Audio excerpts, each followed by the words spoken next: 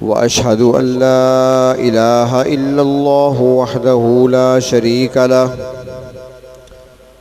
व अशहदु अन्न सय्यदना व मौलाना मुहम्मदन अब्दुहु व रसूलुहु।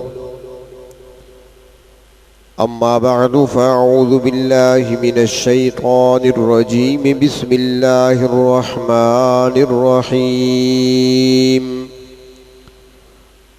वल अस्र इन्नल इंसाना लफ़ी खुस्र इल्लल्लज़ीना आमनू व अमिलुस्सॉलिहाति व तवासौ बिल हक़्क़ि व तवासौ बिस्सब्र।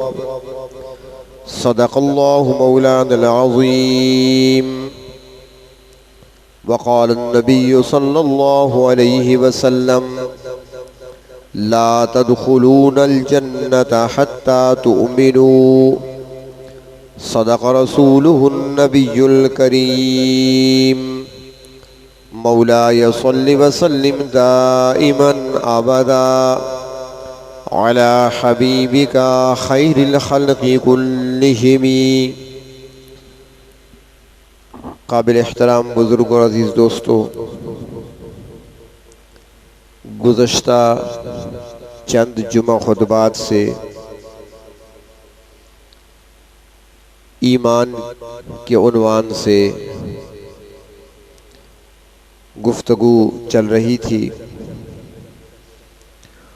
उसी सिलसिले को आगे बढ़ाते हुए आपके सामने कुरान हकीम की एक मुख्तसर सी सूरत तिलावत की है। इसमें अल्लाह तबारक व तआला ने कामयाबी के लिए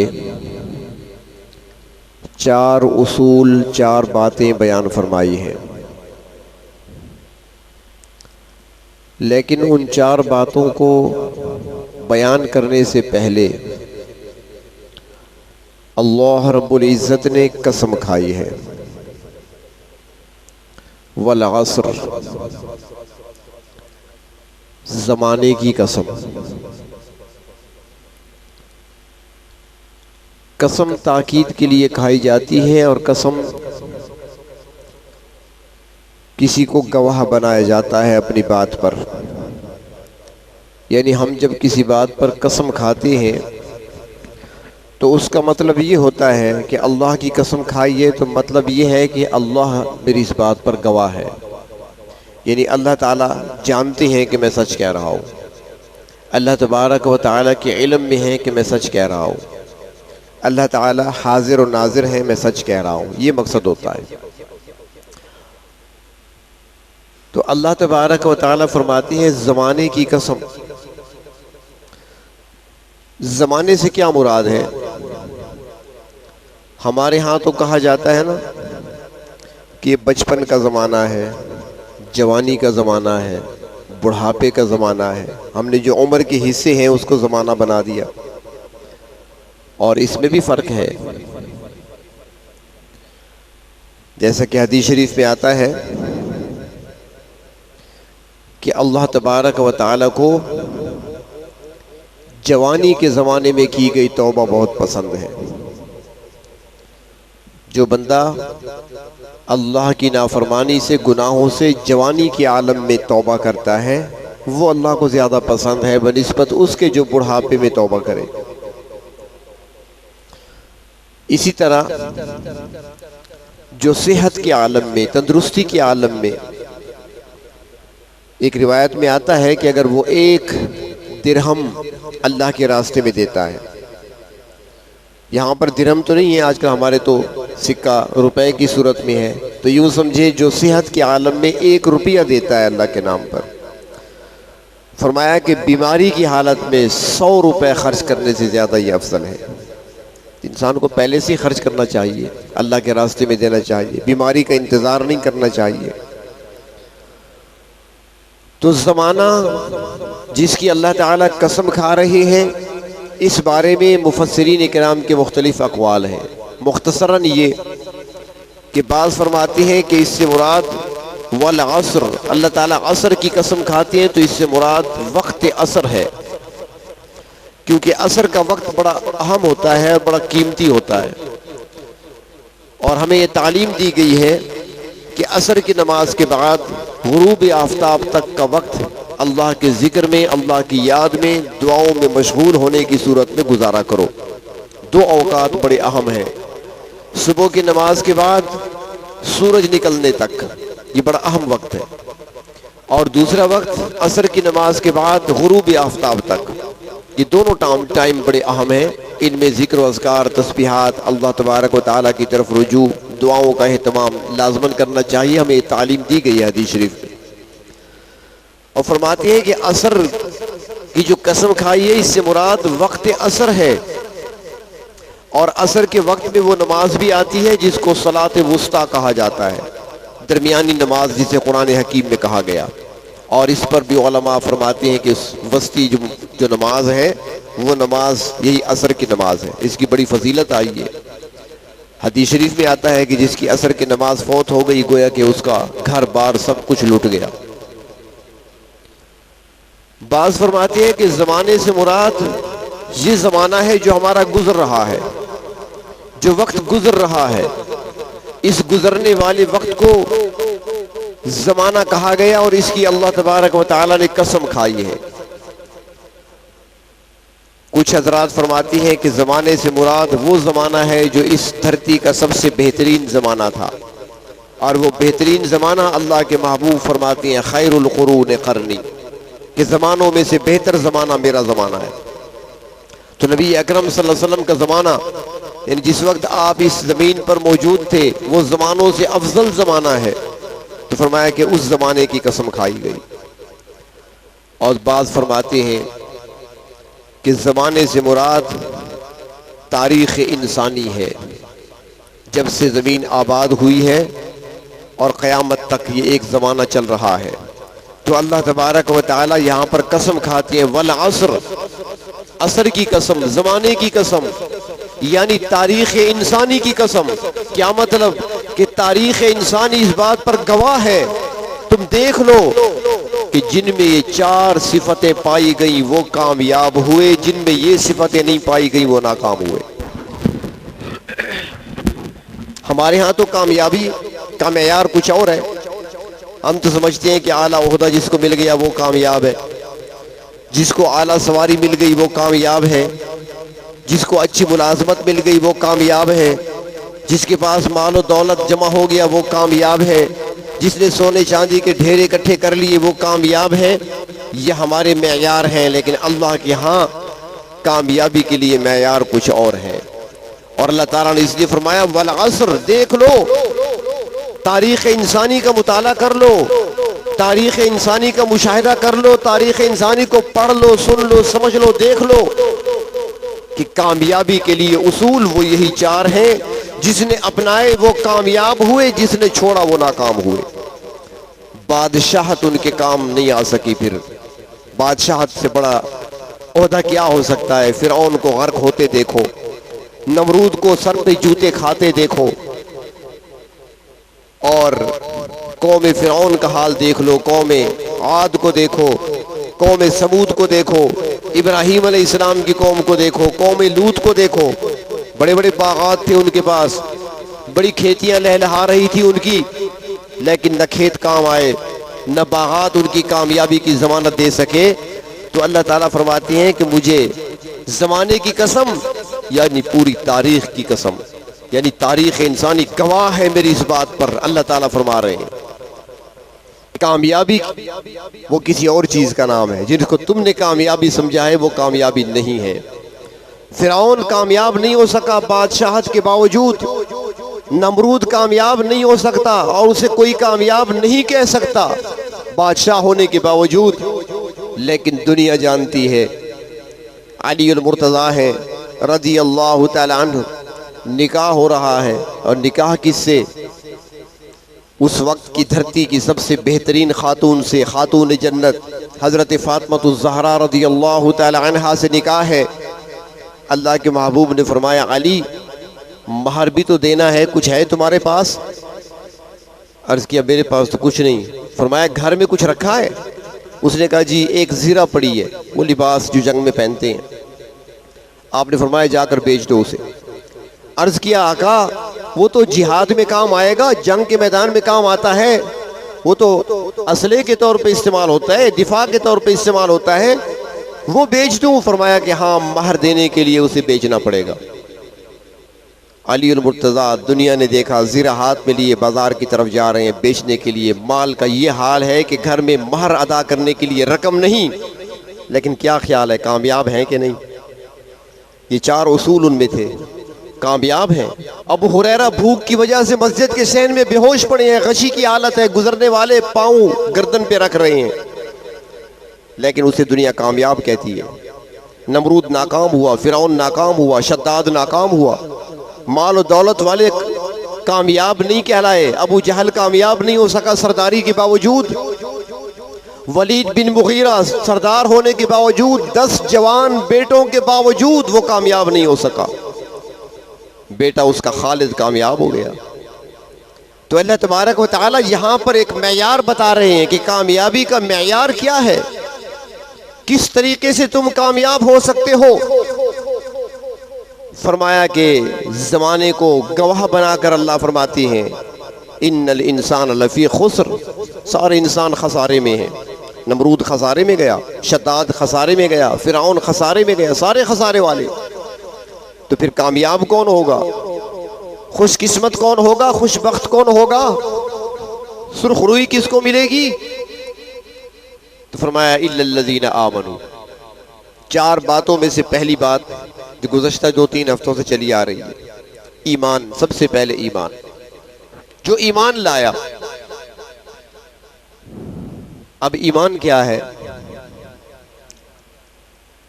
ईमान 2 चीज़ों का नाम है।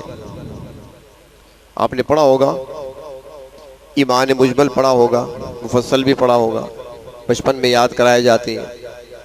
इक़रारुम बिल लिसान व तस्दीक़ुम बिल क़ल्ब, ज़बान से इकरार करना और दिल से उसकी तस्दीक करना, इसका नाम ईमान है। अब ये इक़रारुम बिल लिसान दुनिया में बज़ाहिर इसी को कबूल किया जाता है। इक़रारुम बिल लिसान, एक बंदा कलमा पढ़ता है, हम कहते हैं मुसलमान है। कलमा शहादत पढ़ रहा है, हम कहते हैं मुसलमान है। नमाज के लिए आ रहा है, हम कहते हैं मुसलमान है। दुनिया में सारे मामलात वो इसी पे होती हैं। वो अगर कहेगा कि मुझे आज़ान की इजाज़त है, हाँ बिल्कुल आप आज़ान दें। अगर उसकी दाढ़ी भी होगी, ज़ाहिरी वज़ा कता कुछ होगी, तो हम कहेंगे नमाज पढ़ा दो, मुसल्ले पे खड़ा कर देंगे, मुसलमान है। अगर बाप उसका फौत होगा तो उसको विरासत में से हिस्सा मिलेगा, क्योंकि मुसलमान बाप का मुसलमान बेटा है। सारे हुकूक उसको हासिल होंगे, दुनियावी फायदे सारे हासिल करेगा।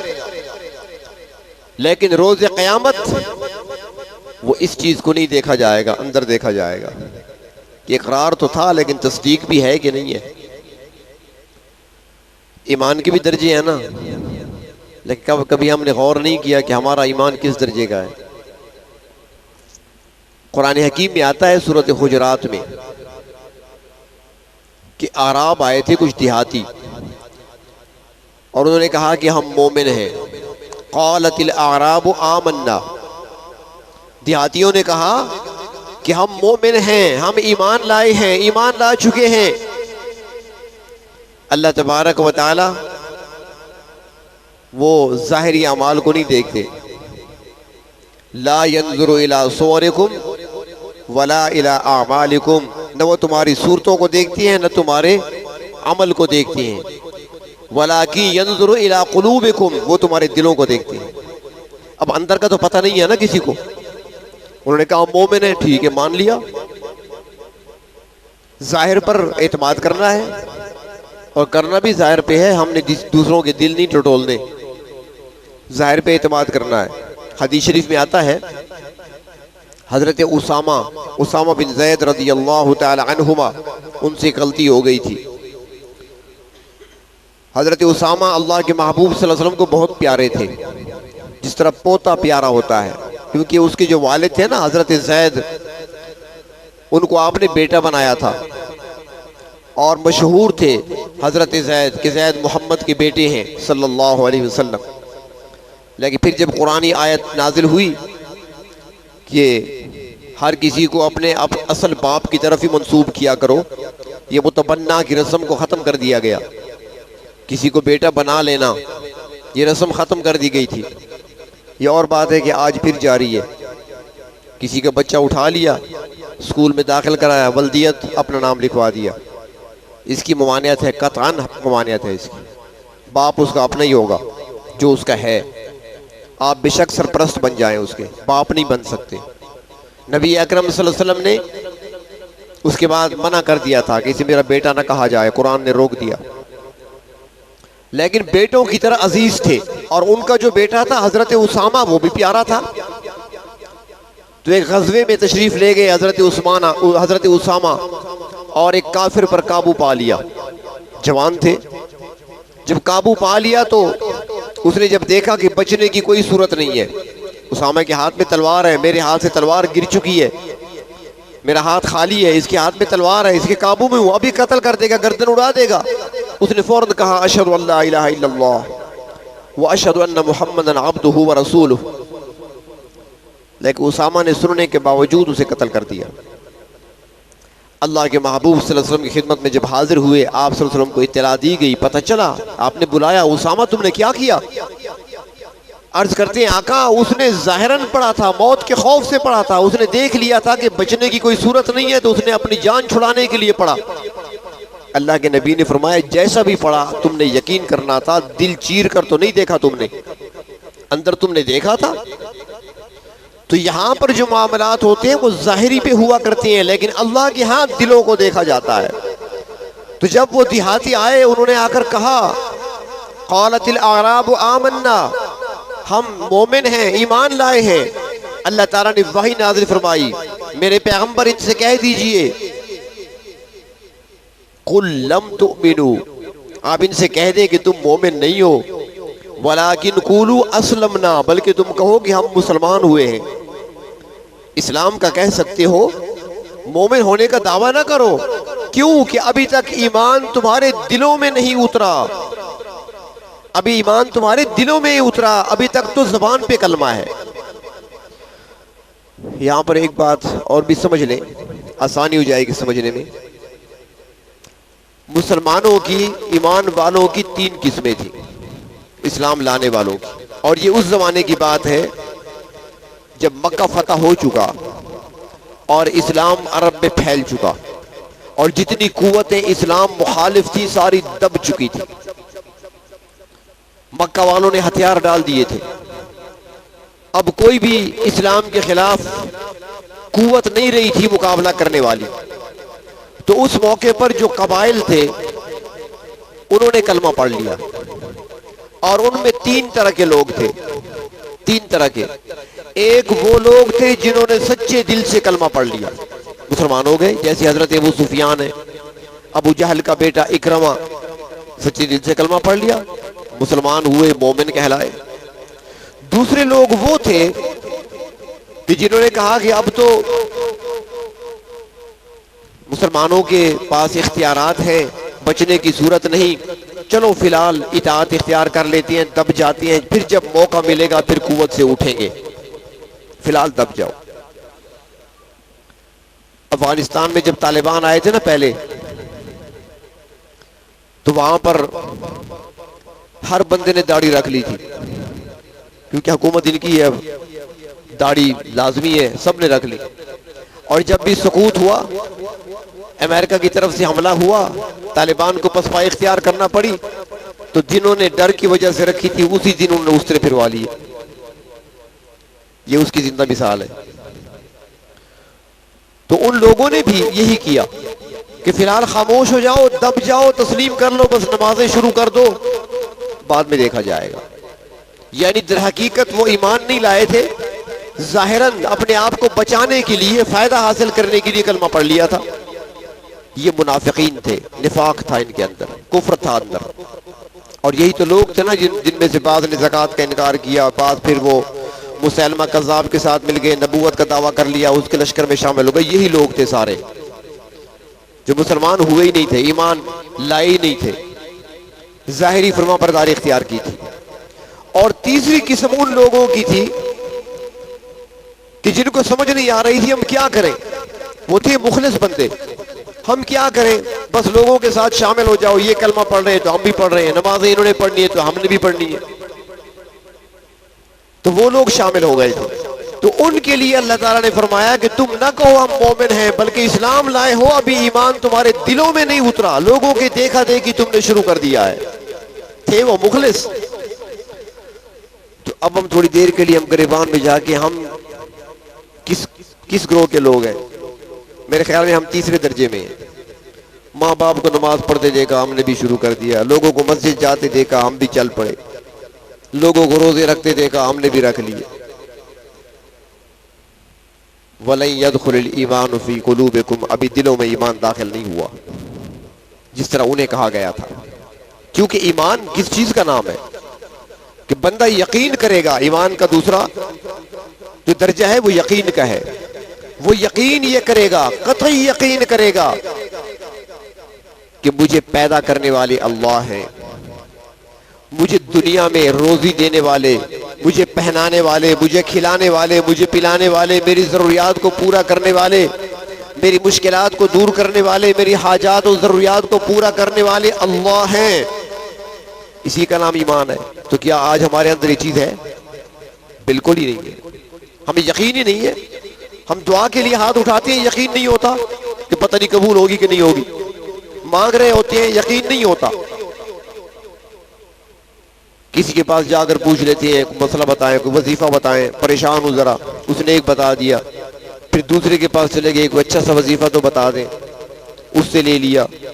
फिर नेट पे तलाश करना शुरू कर दिया, किसी आमिल का कोई वजीफा आया हुआ, ये बड़ा अच्छा है, मुझे फायदा देगा, वो पढ़ना शुरू कर दिया। ये हमें यकीन है? इसी को ईमान कहते हैं। भाई जिसने पहले बताया उसने अल्लाह का नाम बताया, किसी और का नाम बताया। आप जिस अंदाज से पुकारेंगे, दरवाजा तो एक ही है। जो एक तुम्हें आता है वो उसी नाम से उसे पुकारो। अल्लाह ताला ने कुरान हकीम में खुद फरमाया, वलिल्लाहिल अस्माउल हुस्ना, अल्लाह ताला के अच्छे अच्छे बहुत सारे नाम हैं, जिस नाम से चाहो तुम पुकारो। चाहे रहमान कहो, चाहे रहीम कहो, चाहे मालिक कहो, चाहे कुद्दूस कहो, चाहे सलाम कहो, जिस नाम से पुकारो वो सुन रहे हैं, वो तुम्हारी जरूरत पूरा करेंगे। लेकिन हमें चूंकि यकीन नहीं होता, तो फिर अल्लाह तबारक व तआला का कानून ये है कि अल्लाह ताला खुद फरमाती हैं कि मैं बंदों के साथ मामला उनके गुमान के मुताबिक करता हूँ। जिस तरह मुझसे गुमान रखते हैं, मैं उसी तरह का मामला करता हूँ। गुमान अच्छा होगा तो अच्छा मामला होगा। वो एक अल्लाह वाला जा रहा था ना, प्यास लगी उसे जंगल में, तो दूर से उसे कुआं नजर आया। उसे कहा चलो यहां से पानी ले लूंगा। वहां जब पहुंचा, देखा कि चरखी तो लगी हुई है कुएं की, जो दूर से नजर आ रही थी। न वहां पे रस्सी है न डोल है, पानी काफी नीचे है। अब रस्सी होगी तो डोल बांध कर लटकाऊंगा तो पानी निकालूंगा। अब रस्सी भी नहीं, डोल भी नहीं, तो पानी कैसे खींचूं? अब काफी देर वहां देखते रहे। फिर एक दरख्त के साए में जाकर बैठ गए। रब्बी इन्नी लिमा अंज़लता इलैया मिन खैरिन फ़क़ीर। बैठे हैं, अब अल्लाह के असबाब पैदा फरमा रहे। सख्त प्यास लगी है, लेकिन पानी भी तो रस्सी डोल के बगैर नहीं आता। इतने में देखा कि एक हिरन आया, जंगल था, एक हिरन आया और वो जूं ही कुएं के किनारे पे पहुंचा। अब ये देख रहे हैं तो ऐसे लगा इनको जैसे वो पानी पी रहा है। जब इन्होंने देखा ना कि पानी पी रहा है, ये भी चल पड़े जल्दी से कि पानी तो लगता है ऊंचा है, वो पी रहा है। हिरन ने इनको आते देखा तो वो पानी पी चुका था, वो चला गया। जब वहां ये पहुंचे, देखा कि पानी ऊपर किनारों तक आया था हिरन के लिए। उसने सैराब सैर होकर पी लिया, वो चला गया, पानी फिर नीचे जा रहा है। अब ये खड़े हो गए, मेरे परवरदिगार ये क्या माजरा है? वो भी आपकी मखलूक है, इसमें कोई शक नहीं, लेकिन अशरफुल मखलूकात तो मैं हूँ। मुझे आपने अशरफ बनाया, अफजल बनाया। अल्लाह हिरन भी आपकी मखलूक है, इसमें कोई शक नहीं, लेकिन आपके नबी का उम्मती तो मैं हूँ। हिरन भी आपकी मखलूक है अल्लाह, लेकिन सजदे करने वाला तो मैं हूँ। आपसे मांगने वाला मैं हूँ, मुनाजात आपकी खिदमत में पेश करने वाला मैं हूँ। अल्लाह मेरे लिए पानी ऊपर नहीं आया, उसके लिए क्यों आ गया? अल्लाह तबारक व तआला ने इस्लाह फरमाई, कहीं से आवाज़ आई कि ऐ बंदे, उसका भरोसा मुझ पे था और तेरा भरोसा डोल और रस्सी पे था। तू तो ये कहकर बैठ गया था कि रस्सी और डोल नहीं तो पानी कैसे आएगा। तूने शक कर लिया था हमारी कुदरत पर। हम बगैर डोल रस्सी के पानी ऊपर ला सकते हैं तेरे लिए भी, अगर तुमने यकीन किया होता। तुम तो जाकर बैठ गए कि रस्सी डोल नहीं है, पानी कैसे पीऊंगा। और हिरन ने रस्सी डोल का भरोसा ही नहीं किया। वो आया, उसे पता था मेरा रब मुझे पिलाएगा। वो यकीन करके आया, उसने सर झुकाया, मैंने पानी ऊंचा कर दिया। तो आज हमारा यकीन नहीं है, आज हमारा यकीन रस्सी और डोल पे है, अल्लाह की जात पर नहीं। उसके लिए पहली बात तो यह है कि हमने अपनी ज़बानों को भी साफ नहीं किया। रिश्वत भी लगी हुई है, सूद का जायका भी हम चख लेते हैं, वो भी लगा हुआ है, झूठ की मिलावट भी है, धोखा भी है इसी के अंदर। ज़बानें हमारी साफ नहीं। वो हज़रत अब्दुर्रहमान बाबा जो पश्तो ज़बान के लोग तो कहते हैं ना शायर थे, सिर्फ शायर नहीं थे, बहुत बड़े सूफ़ी हैं, औलिया में से बड़ा मकाम रखते हैं। हज़रत मौलाना मोहम्मद अमीर साहब जो बिजली घर के लक़ब से मशहूर थे रहमतुल्लाह अलैह, उन्होंने खुद अपना वाक़या सुनाया कि जब अब्दुर्रहमान बाबा की कब्र को दोबारा बनाया जा रहा था और अफ़गानिस्तान से शाह अफ़गानिस्तान ने वहाँ से संगे मरमर की तख्तियाँ भेजी थी कि उनकी कब्र के गिर्द लगाई जाएँ और उनको दोबारा तामीर किया जाए, तो फरमाते हैं खुद उनका वाक़या उनकी ज़बान से मैंने खुद सुना था। वो फरमाती है कि जब वो खुदाई का काम शुरू हुआ, उन दिनों में हुकूमत ने मुझ पर पाबंदी लगाई थी, मैं नज़रबंद था अपने घर में, तकरीर नहीं कर सकता था, बयान नहीं कर सकता था। फरमाया फारिग तो वैसे ही था, मुझे पता चला कि उनकी कब्र की खुदाई हो रही है, तो फरमाया कि मैं वहाँ पहुँच गया। एक दिन जब मैं गया तो वहाँ पर वो साइडों से कब्र को खोद चुके थे स्लेटें रखने के लिए। फरमाते मैं वहाँ रुक गया, जो वहाँ काम करने वाला जो मिस्त्री था मेरा वाकिफ था, तो फरमाया कि मैं देख रहा था कि एक जगह से कब्र में सुराख हो गया, सर की जानिब से कब्र में सुराख हो गया और खुल गई। फरमाया कि मैंने जल्दी से नीचे छलांग लगाई, नीचे उतरा और सुराख के अंदर हाथ दाखिल किया, चेहरे पे हाथ फेरा तो अब्दुर्रहमान बाबा की नाक भी सलामत थी, आंखें भी ठीक थी, होंठ भी ठीक थे। मैं हाथ सीने तक ले गया, पूरा वजूद उनका सही सलामत था। फरमाया जब मैं वहां से बाहर निकला और मैंने तख्ती को देखा तो उनको फौत हुए 350 साल गुजर चुके थे। 350 साल के बाद भी कब्र में सलामत है, अल्लाह के वली थे। तो उनके बारे में आता है कि जब वो कहीं सफर पे जाते थे, जिस शहर में जाते वहां दीनी मदरसे को देखते वहां चले जाते, किसी सराय में नहीं ठहरते थे, होटलों और सरायों में नहीं ठहरा करते थे, मस्जिद चले जाते, मदरसे चले जाते, वहां पर उनका क़याम होता।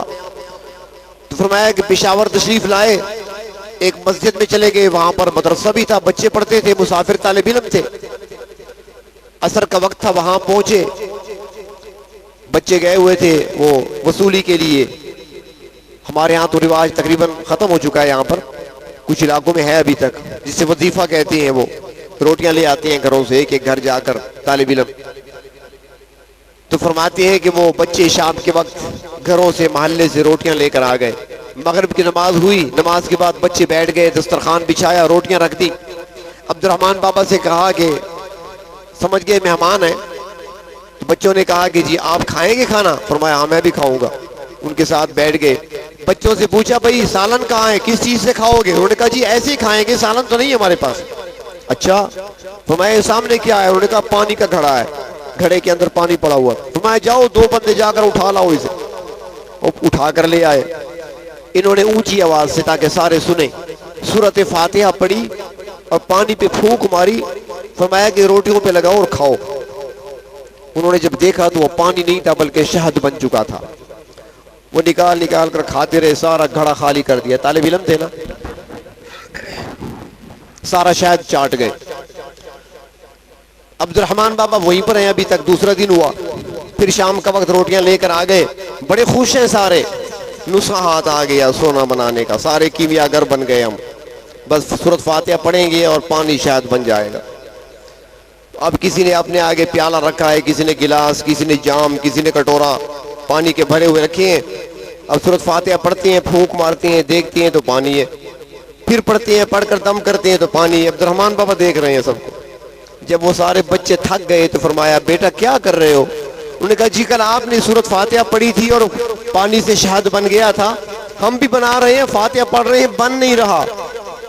फरमाने लगे बेटा कल जबान मेरी थी, आज जबान तुम्हारी है। फातिहा तो वही है, जबानों में फर्क आ गया। कल जबान मेरी थी, आज तुम्हारी है। आज हमारी जबानें पाक नहीं है, अपनी इसलाह करते नहीं हम, और कहती है कि रब ताला हमारी दुआएं कबूल नहीं करते, शिकवे रब से करते हैं। तो यकीन कामिल पैदा करना लाजमी है अपने ईमान की तकमील के लिए। किस अंदाज से सहाबा करम दुआ किया करते थे, वो है ना जी कूजे में दरिया बंद करना, वो ऐसे ऐसे जुमले इकट्ठे कर लिया करते थे। हजरत अबू बकर सिद्दीक रज़ी अल्लाह तआला अन्हु दुआ किया करते थे, मुख्तसर लेकिन उसके अंदर सब कुछ। दुआ मांगा करते थे, अल्लाहुम्मा हबली ईमानन व यकीनन व मुआफ़ातन व निय्या। ऐ अल्लाह मैं सवाल करता हूँ मुझे अता फरमा ईमान, अल्लाहुम्मा हबली ईमाना। दूसरे नंबर पर यकीना, मुझे यकीन कामिल भी अता फरमा। व मुआफ़ात, मुआफ़ात कहते हैं कि मुझे भी आफियत मिले दूसरों से और दूसरों को मुझसे आफियत मिले, मैं किसी के लिए नुकसान का जरिया न बनूं और कोई चीज मुझे नुकसान न पहुंचा सके। वनिया, और मुझे नियत में इखलास भी अता फरमा, इखलास से नियत भी अता। छोटी सी दुआ है, ये चार चीजें उसके बयान फरमा दी, जमा कर दिया, मजमुआ बना दिया। अल्लाहुम्मा हबली ईमानन व यकीनन व मुआफ़ातन व निय्या। तो ईमान और यकीन बुनियादी चीज है। तो ईमान कि अल्लाह तबारक व तआला मेरे मालिक हैं, पैदा भी किया, मुझे वजूद भी बख्शा, मुझे अशरफुल मखलूकात बनाया, लेकिन साथ ऐसे छोड़ नहीं दिया, बल्कि सिफत खालिकियत भी उसकी है। मुझे पाल भी रहे हैं, मुझे खिला भी रहे हैं, मुझे पिला भी रहे हैं, मुझे पहना भी रहे हैं, सब कुछ अता भी कर रहे हैं। ये सारी नेमतें उसी परवरदिगार आलम की है, यकीन होना चाहिए। और उसके साथ साथ ये भी यकीन होना चाहिए कि जिंदगी ये मिली है हमेशा के लिए नहीं, एक मुकर्ररा वक्त तक के लिए है, जो मेरे लिए मुअय्यन हो चुका है।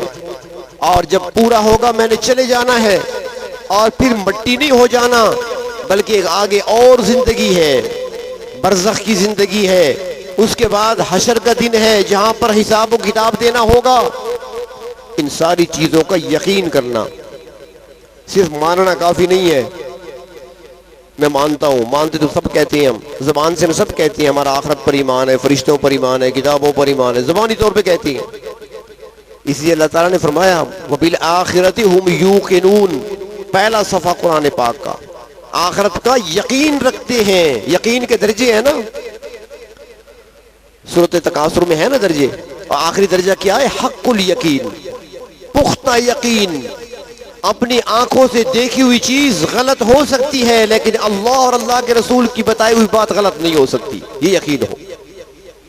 हम जो देखते हैं, जो मुशाहिदा करते हैं, अगर वो इसके खिलाफ हो तो वो गलत हो सकता है, लेकिन जो अल्लाह ने फरमाया, अल्लाह के रसूल ने फरमाया, उसमें गलती नहीं हो सकती। इस कदर काबिल यकीन होना चाहिए, मुकम्मल। तो जब ये यकीन कामिल होगा कि मैंने मरना है, हिसाब देना है, तो फिर गलती नहीं हो सकती, फिर कोई सूद नहीं खा सकता, फिर वो रिश्वत नहीं ले सकता, फिर वो झूठ नहीं बोल सकता, फिर वो कारोबार में धोखा नहीं दे सकता किसी को, न धोखा खाएगा न धोखा देगा, समझेगा ना, आगे यकीन है। लेकिन आज हमें यकीन नहीं है, तो ईमान कामिल ईमान चाहिए जो सारे तकाजे पूरे करता हो, ऐसा ईमान। तो अल्लाह ताला फरमाते हैं, जमाने की कसम खाकर फरमाते हैं कि सारे इंसान खसारे में, नुकसान में है, मगर उनमें से वो बंदे कामयाब हैं, वो खसारे से बच गए जिनके अंदर चार सिफात पाई जाएं, जो चार चीजों को अपना लें, जिनमें चार शर्तें पाई जाएं, वो कामयाब होने वाले हैं, खसारे से बच गए। और उनमें से कौन? फरमाया सबसे पहला ईमान, इल्लल्लज़ीना आमनू, वो जो ईमान लाए। और ईमान शर्त है, अल्लाह ताला ने जो नेमतें रखी हैं उन नेमतों के लिए ईमान शर्त है। जन्नत को हासिल करने के लिए पहली शर्त ईमान है। ईमान होगा तो, हदीस शरीफ में आता है, अल्लाह के महबूब सल्लल्लाहु अलैहि वसल्लम इरशाद फरमाते हैं कि ला तदखुलूनल जन्नह, जन्नत की नेमतें तो बड़ी सुन चुके हो, पढ़ चुके हो, कुरान हकीम में जगह जगह अल्लाह ताला ने नेमतों के तज़किरे फरमाए हैं।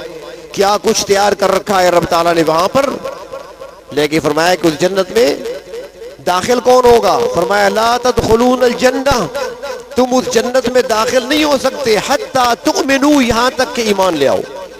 ईमान लाओगे तो जन्नत मिलेगी। जन्नत ईमान वालों के लिए है, कुफार को जन्नत नहीं मिलेगी। और ईमान वाले अगर जर्रा सा भी ईमान है, बात मेरी वही है फिर कि दो दर्जे ईमान के हैं, एक जबान से इकरार करना और दूसरा दिल से तस्दीक।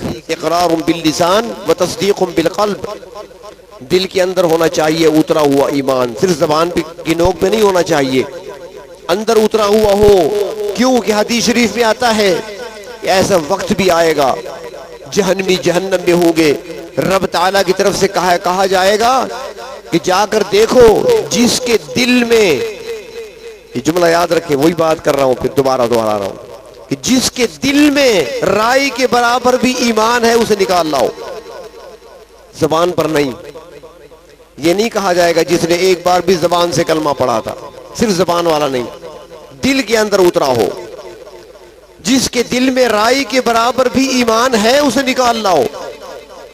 ईमान फायदा देगा, हर हाल में देगा। जन्नत का दुखूल ईमान के जरिए से ही होगा, लेकिन ईमान का दिल में उतरना जरूरी है। सिर्फ जबान से कहना खाली काफी नहीं है। आज हम सिर्फ देखा देखी कर रहे हैं सब कुछ, बाकी नमाज पढ़ते हैं तो हमने भी पढ़ ली, बाकी कलमा पढ़ते हैं तो हमने भी पढ़ लिया, ऐसा नहीं। दिल के अंदर यकीन को उतारना, ईमान को उतारना, और इस तरीके से उतारना कि गैरुल्लाह वहां पर बाकी न रहे। जब इंसान ईमान कामिल हासिल कर लेता है तो उसके साथ यकीन भी उसके अंदर आ जाता है, और फिर जब उसको यकीन आता है तो फिर उससे गलती नहीं हुआ करती। फिर अपनी दुआओं की कबूलियत में वो शक नहीं किया करता, फिर अपने मसाइल के हल कराने में परेशान नहीं हुआ करता। उसे यकीन है कि जिस जात पर मेरा ईमान है, जिस खालिक ने मुझे पैदा किया, जिसने दुनिया में भेजा, जिसने मेरी हर जरूरत को पूरा किया, वो मेरे हाथ खाली नहीं लौटाएगा, मेरे उठे हुए हाथों को खाली वापस नहीं लौटाएगा। वो मेरी जरूरतों को जरूर पूरा फरमाएगा, और अगर मेरी कोई मुश्किल आई है तो वो मुश्किल मेरा परवरदिगार जरूर हल फरमाएगा। तो इस ईमान की, ऐसे ईमान की जरूरत है, कामिल ईमान की और कामिल यकीन की। जब ये दिल के अंदर होगा तो यही कामिल ईमान दुनिया में भी फायदा देगा और आखिरत में निजात के लिए भी यही ईमान फायदे का बायस